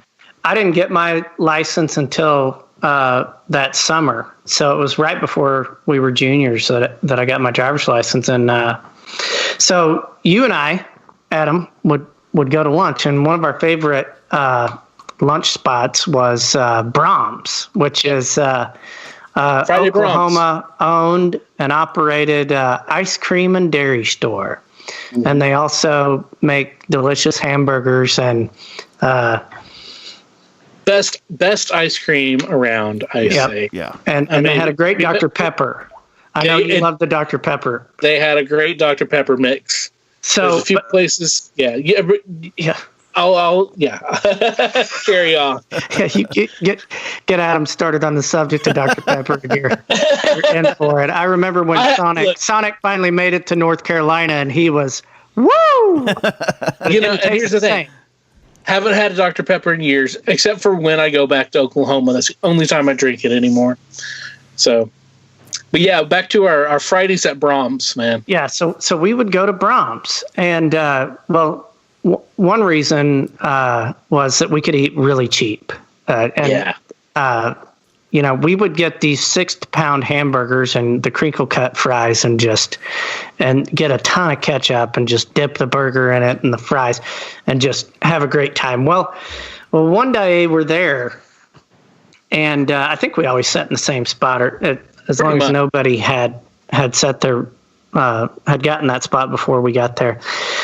And so we're there, and we're having a nice, quick lunch, and all of a sudden there'd been a table that had been occupied for a while, but just kind of out of the blue, we noticed that something funny was going on over there, and there was a person sitting there with, and I don't know if we knew it was a mask on. It was an adult. Oh, dude, I forgot about this. Right. So it's a mask, and it's not like a Halloween mask. It's kind of the mask of like a regular person's face, but it is a latex type mask. It was like a latex mask of a Halloween type mask. Yes, but it wasn't like a scary monster. Right. It was like a normal person's face. Did anybody else notice this, or are you the only guys that noticed this? I think if anybody else noticed it, they didn't let on. Okay. And this person had other people, like probably at least two, if not three others sitting at the table with them. Yeah. Okay. Yeah. And they were older people. Yeah. They're older people. And it looked like an old, if I recall correctly, it looked like an older person mask with eyeshadow, like blue eyeshadow on it, and rosy cheeks, and all of that stuff. Okay, that's a little creepy. So this person's having a meal, and I don't know if it was a he or a she, was would take the chin of the mask and pull it from the face and insert fries. Just so the mouth would open. I don't know how I forgot this, dude. Yeah, the mouth would open just enough just barely enough so that they can put a single fry in. It was the weirdest thing. We were watching this, but trying not to watch, because that's how we were raised, to be respectful, not point and laugh and, just let people do their own thing. But both of us were just watching this in awe, and we had no idea what was going on. We didn't know if this was somebody trying to be funny. Looking back on it now, I imagine this person probably had some sort of a disfigurement, and that was, and maybe they were just traveling through town, because I never heard a mention of anyone else in town seeing anything like this, or I never saw it again. So it was one of the strangest things. Well, you forgot. You actually, Jeff, you forgot the strangest thing. The thing that caused us to get up and leave. What was it? Is because they would also sometimes hold the chin to talk, After that happened, after the French fries, after the chin and all that stuff, at one point, there's a woman that was sitting, an older woman with gray hair and blue gray hair and everything, sitting across from the person. At one point, they both leaned in, and the masked person pulled down the chin to kind of open the mouth a little bit more, and they kissed on the lips. Oh, my God.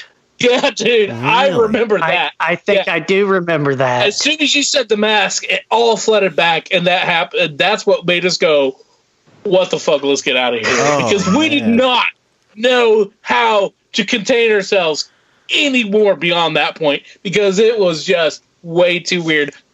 Man, I totally forgot about that. Yeah. That was strange, such a weird happening. I never heard that story. I never heard that. God. Wow, man. Oh, I love it, dude. That's great. That's great, dude. So weird. Yeah, I would love to know exactly what was happening, but no way to ever find out. No way. That's great. Yeah. So, you guys have been talking about this episode, and I've been kind of thinking about stories and personal stories. I haven't had a lot of weird stuff happen to me. But once again, I despise. I say that's not true.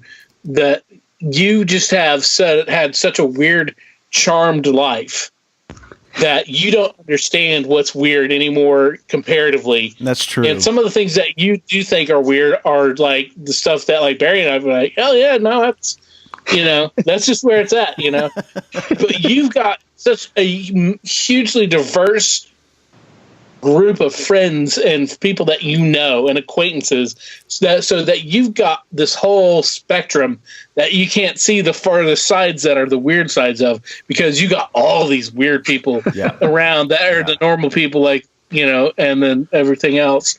So that's just where that's where I see you as sitting. So well, I'm sure I'll come up with some more of these at some point, but and a lot of my stories,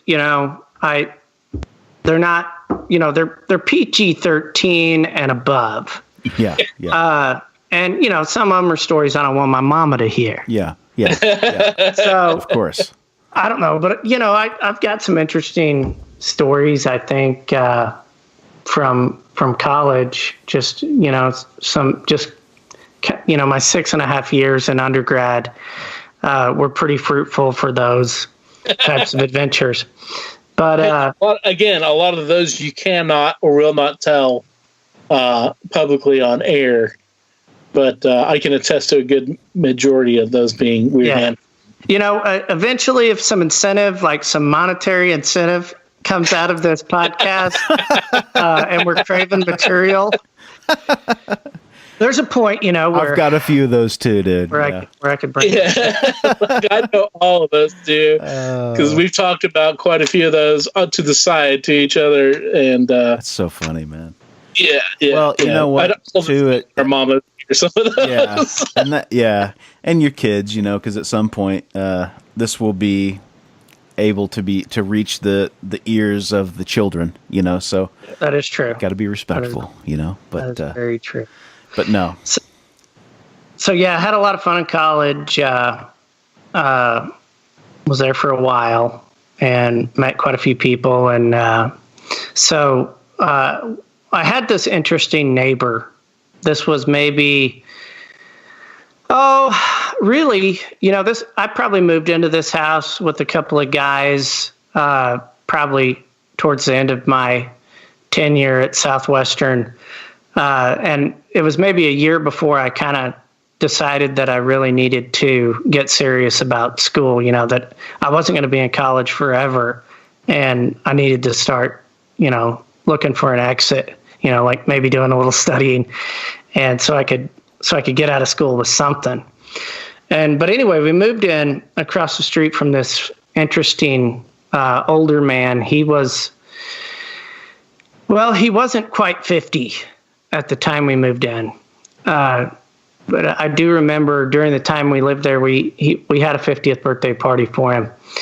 But he was a gunsmith, and his name was Marshall. And he had a real funny voice. He talked like this. Well, hey, Jeff. What's happening, Jeff? And,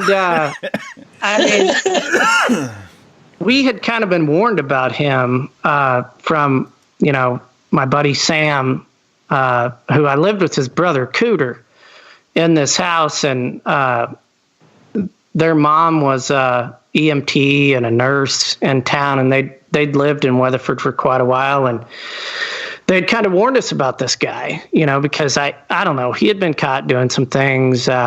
Supposedly, I don't know, he told us one night he had put a stick of dynamite on, it was like a foggy night, and he had put a stick of dynamite in the middle of the street in downtown Weatherford and blew out a bunch of windows on the buildings and stuff like that. But he was an interesting dude, and he would come to our house. Again, this just shows you the range of friends that Hub's got, man. Yeah, that's true. He in a episode that'll be airing shortly after this one, a special.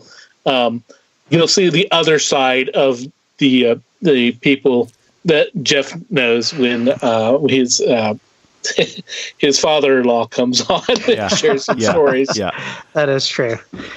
So yeah, in a little description of him, he always wore a fatigue, a military fatigue jacket, a camo jacket.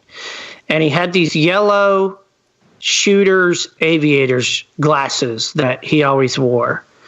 And he had a bumper sticker on his car. Well, it was a Jeep Cherokee. And the bumper sticker said, warning, driver only carries $20 worth of ammunition. And so he always had bullets in his pocket, and we had a fireplace at this house, and he'd come over and he'd been to AA twice, but it didn't stop him, He, I once saw him. I had one of my buddies' fathers went to Mexico, and I sent him $10 to bring me back some tequila, and he brought back 2/5 of Jose Cuervo. I didn't even like tequila, but I wanted to have some around. And so we kind of had it. And he was over at the house. It had snowed. And he felt like drinking. And we were getting ready to go out and shoot some guns at this little piece of land that he had, which I'll speak a little more to here in a bit. And anyway, he's like, I'll take some tequila. And so we had a pint glass, a pint beer glass, and we filled it up with Jose Cuervo, 16 ounces of Jose Cuervo. And I shit you not, he picked the glass up and drank it all without stopping. Whoa, man. And that was, he also had a fake hip already at age 48 or 49, whatever he was. And so he had a lot of pain, and he was on, he took Darvocets and Somas. And these Darvocets that he took were orange. And this guy was a dipper, and he always had dip all over his mouth and in his teeth. And one day he came over and his lips were orange. And I was like, well, well, what's up, Marshall? Have you been eating Cheetos? And he said, well, no, Jeff. I like to take those Darvocets and just suck on them. Oh, my Lord. And so he would suck on these pills. I mean, what could go wrong? Yeah. So, he's taking these pills and drinking, and then, he'd come to a party at our house, and we'd have the fireplace lit, and he'd just casually toss a round, a pistol round into the fireplace in the house. Oh, my God. And holy shit, man. It would explode. Oh, man, dude. And so he also did that worry you at all? I mean, were you just like, hey dude? It did at first. I mean,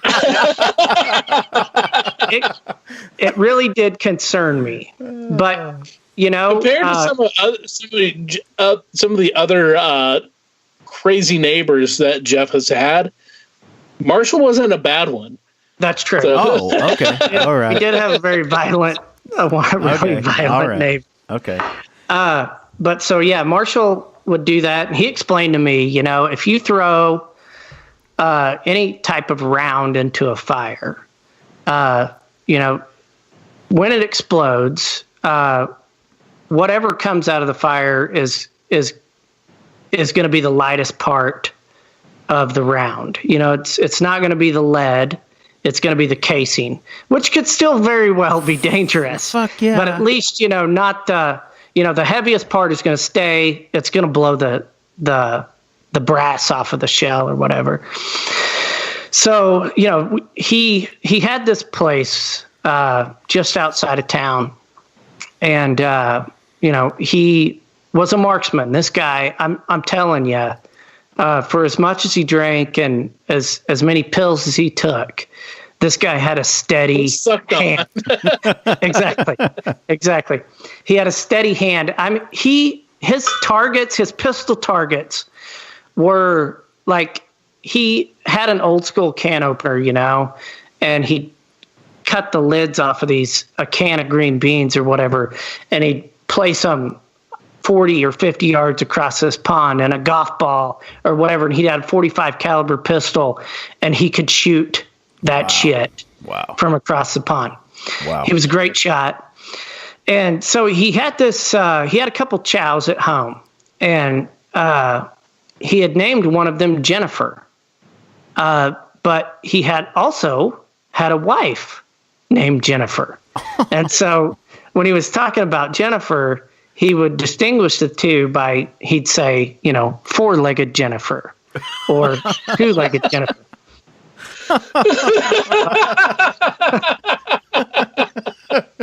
So one of these dogs got pregnant, and before you knew it, he had 8 little chow puppies. And I think Bobo was the father of these puppies, and he didn't really know what to do with them.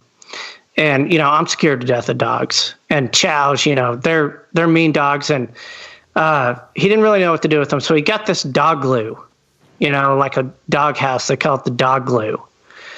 And he took it out to this piece of land out there, and he would go out daily and shoot, and also take out food for these animals.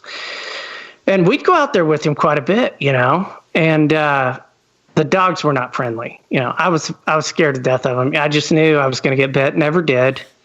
But one time, and I think he'd said it before, he had this saying, and the saying was, and it went like this: a dog will never be your buddy unless you pull his putty. Oh no! And we're like, what? And so one day we're out there, and Bobo comes over, and Marshall's like, watch this. And he begins to masturbate Bobo. And while he's doing it, he's just saying, Bobo, Bobo, Bobo, Bobo. Oh, my Lord. So yeah, that happened. How did that end? I think we know how that ended. Oh, Yeah, I don't know if it ended, properly. I don't know if Bobo wound up with blue balls after that or not. But man, Bobo was definitely his buddy. I would assume so. Oh my gosh, man. Yeah. Well, so I did witness that, and that didn't scare us off. Well, hey, again. Once again. You don't judge. Escalating. Jeff doesn't. Certainly, Jeff's not a very judgmental person at all, obviously. But again, this seems Jeff doesn't know anything. He's never had any kind of weird experiences. No, that's what he's saying. Right. Right. Yeah, that's totally normal. Yeah, totally normal. Oh man.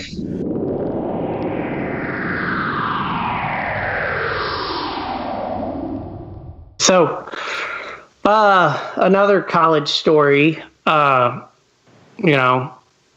lot of drinking in college, and we stayed up, a lot of late nights, and you can hatch some pretty interesting plans for the next day, while you're drinking. And it's surprising what those late night the next day kind of. Yeah, and then you kind of think you could agree to something that night, sounds like a pretty good idea, and then either you think, well, nothing will ever come of this, or I just won't do it. If somebody decides, well, one night we had a particularly late night, and it was during finals week. And one of the guys said, he thought it was a pretty good idea if we streaked campus the next day. And I was like, oh yeah, that'll be great. Let's do that. That'll be cool. This was probably 3:00 in the morning. Yeah, let's streak tomorrow. Let's streak. That'll be great. And so everybody's on board, and then the night ends, we go to bed. Wasn't this at the very end of your college career? Well, no, it was really in the middle. Oh, was it? Because this was probably my third year. I think it was my third year of school.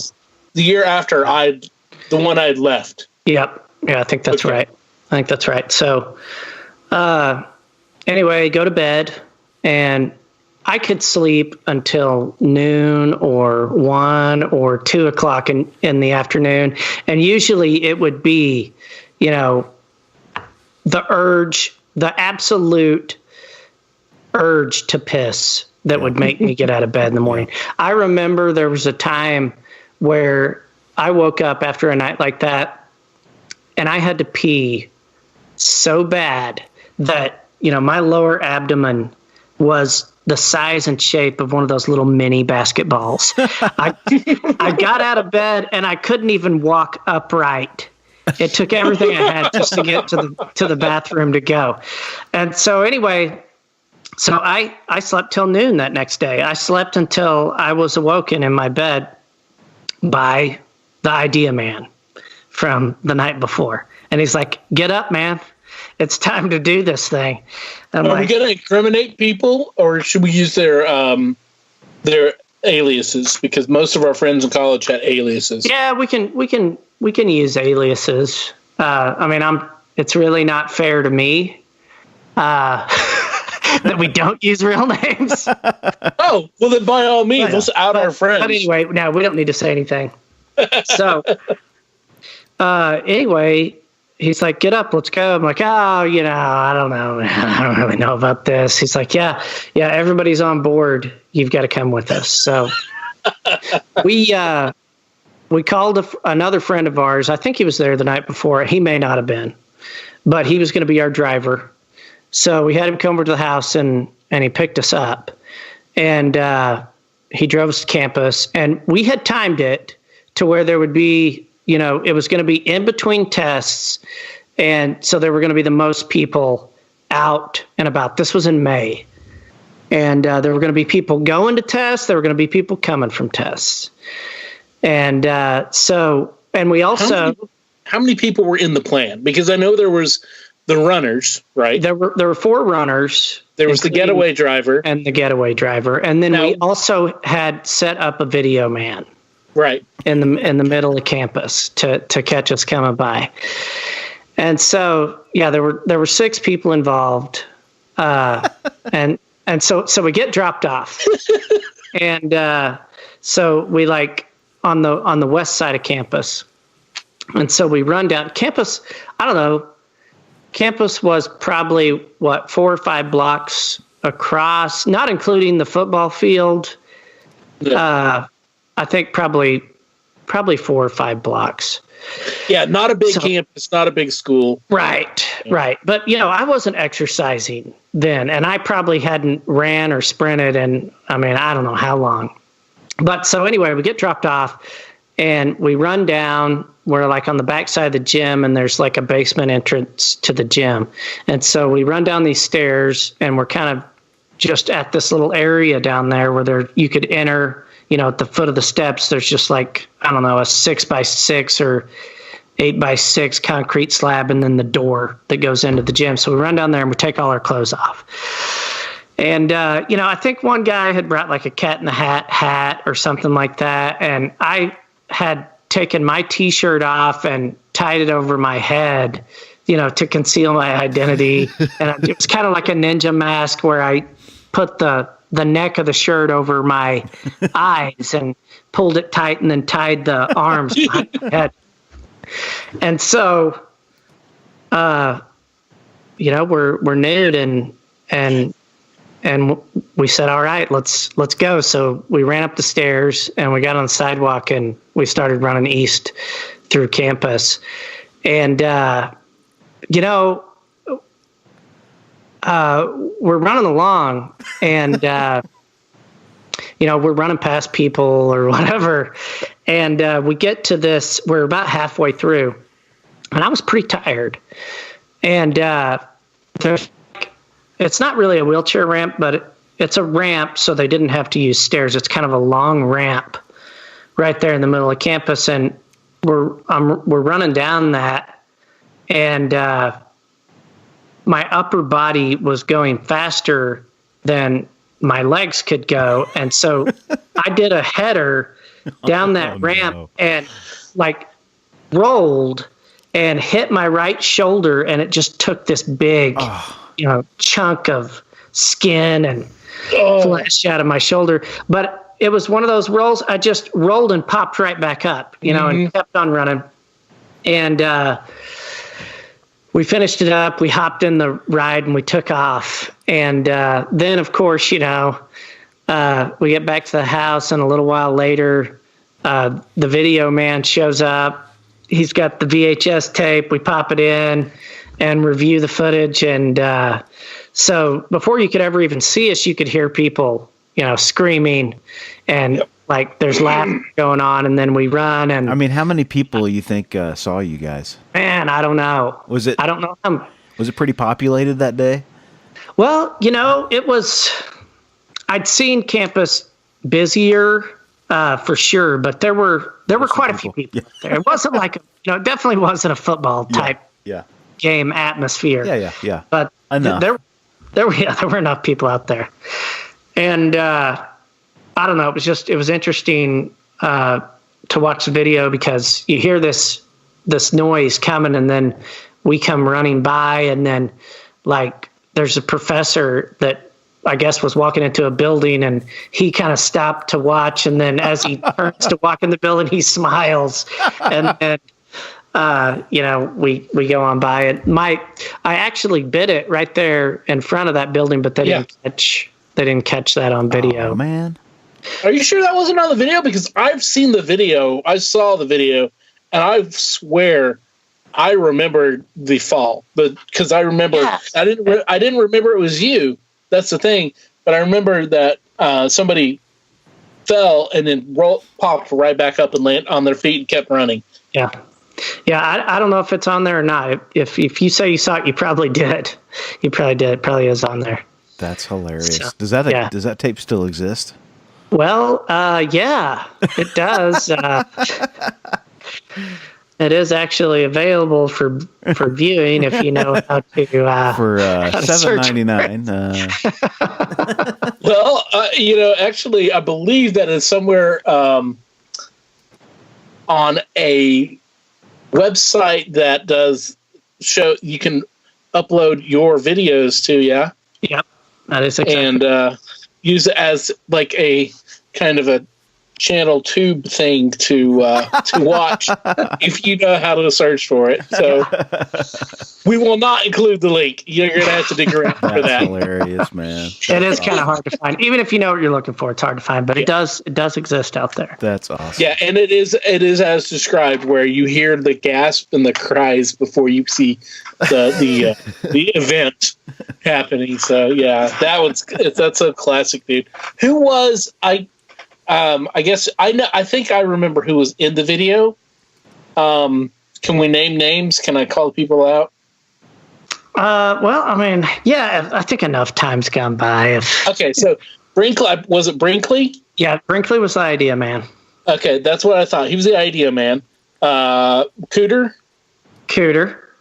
you, and Biff was the driver. Yeah. Yeah. Yep. And who was the cameraman? Andrew Woods. Okay, and then who was the fourth man? Thomas. Okay, that makes sense. Yeah. Yeah. So yeah, that all of that makes sense, and that's hilarious. That's and legendary, by the way, became legends. Did people know it was you, or did you guys brag about it, or did you just let it be? Yeah, I don't think that we really ever. It was kind of an inside gag, and I think we just kind of kept it to ourselves. I don't know if there was ever like a police report or I don't know if anything was ever done. I don't know. I want to say that maybe it was in the college newspaper, but I can't. Yeah, at that point in time, I don't think that the police couldn't have. I don't think they would have done anything or could have done anything unless they caught you. But I think that. But as small the school as that school was, that it had to be everywhere. Yeah, it had to be everywhere, especially that night, the next party night or whatever. So it's so good, dude. Yeah, definitely an experience. Definitely. Cool.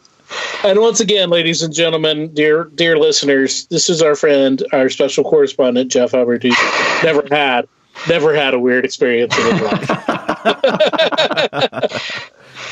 Yeah, no supernatural experiences. But that's the thing is, that's we drive home. That it doesn't have to be supernatural. It doesn't have to be crime related. It doesn't have anything. It could just be a weird, funny story that's outside of the normal. And we're branching out to where in the future we will be covering more of just great stories and, have them as special episodes or a side project or something, when we get there, and we'll let you know. But so feel free to share with us with all your good stories, your great stories. The weird stories are always going to be our bread and butter, but we want to hear all your great stories, your true life stories, because man, they're so fun. They're so good to hear. So absolutely. So, yeah. Well, I think, Barry, do you have anything else to add? No, I don't. Phenomenal stories, man.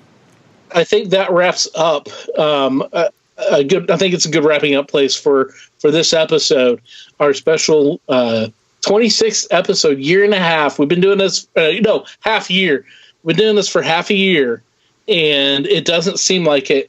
But I've got to applaud us for being consistent and getting good episodes out.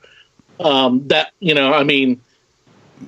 enjoy hearing them even when we're done and everything. So, I think we've been doing a good job, and we want to thank everybody out there who's come on to the show and shared their stories. Yeah, it's been amazing. I mean, we've had people from, across the pond, and we've had people, send us nice messages from all over the world. And and our close friends, and people coming back to the podcast and giving us more stories, and it's been phenomenal. It's been great. It's totally exceeded any expectation I had, for sure. And we want to, just always, as always, extend the offer for everybody to come on and tell us their weird stories. Hey, Jeff, thanks again for coming on. And thanks we're going to have the future episode with your father-in-law. This has been a great episode, just hanging out and being, friends and sharing stories. Yeah, great. Yeah. So, thanks again for having me on, guys. And you guys are doing a great job. Thanks, brother. Thanks for being a part of it. All right, everybody. Thanks for listening. We'll be back next week with more weird stories. So in the meantime, be safe. Be weird. As always, if you have a weird story, we want to hear it. If you have a lot of them, we want to hear them all. We can't do this podcast without your invaluable contributions. Whether it's sharing your stories, listening, rating, and spreading the word about the podcast. Thanks for listening. Till next time, be safe. Be weird.